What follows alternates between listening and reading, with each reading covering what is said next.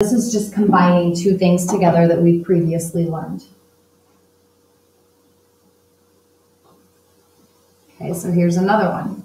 So we've got negative 2/3 x plus y equals 0. We want to get that y by itself. So right now it's a negative 2/3 x. Well, the opposite is plus 2/3 x. So plus 2/3 x.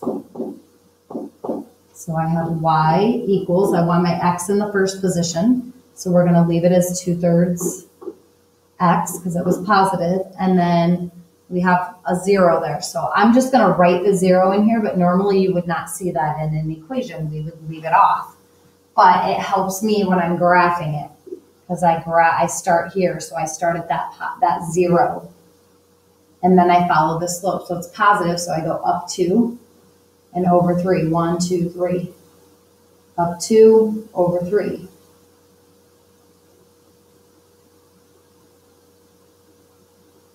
So that's what my line would look like. Only, of course, I would connect it with the straight edge. Okay, so I'm going to give you guys one to try out.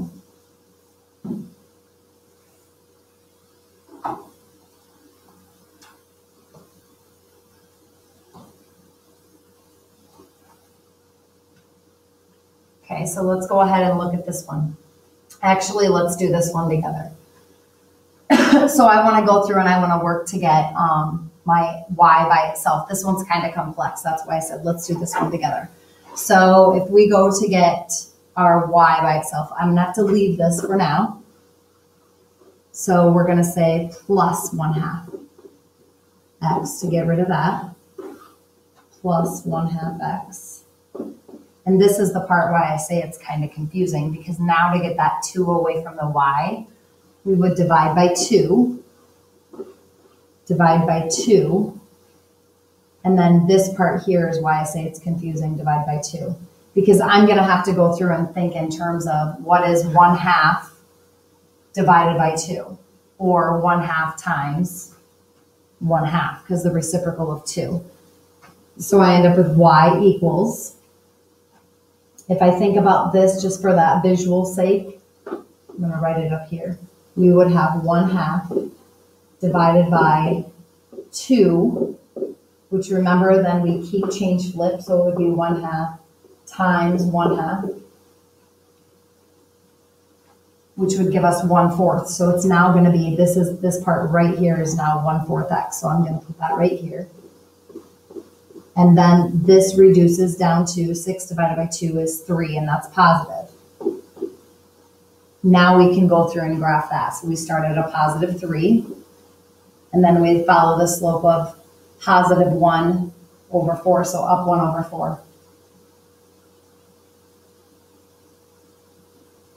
So our line would cut through like that. Okay, so I'm going to go ahead and write one out here that I feel that you should be able to do independently. So let's do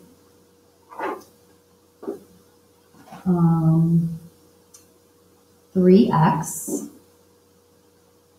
plus 2y equals -8. So I want you to go ahead and pause your video and work your way through to get y by itself and then graph this equation. So you've got 3x plus 2y equals -8. Go ahead and pause your video now.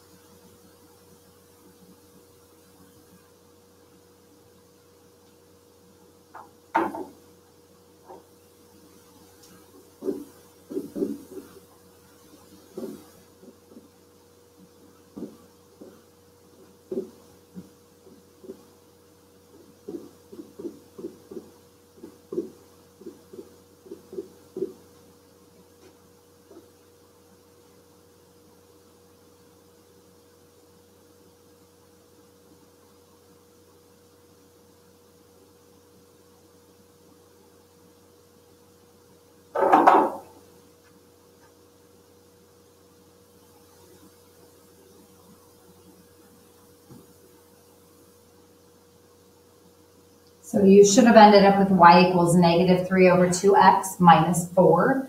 And your graph should have looked something like mine.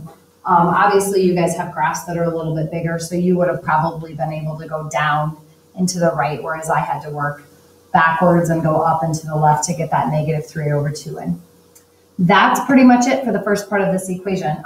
Day 2, we'll be working with graphing linear equation standard form by substituting in for x and y and using our x and y intercepts. So good luck with this one.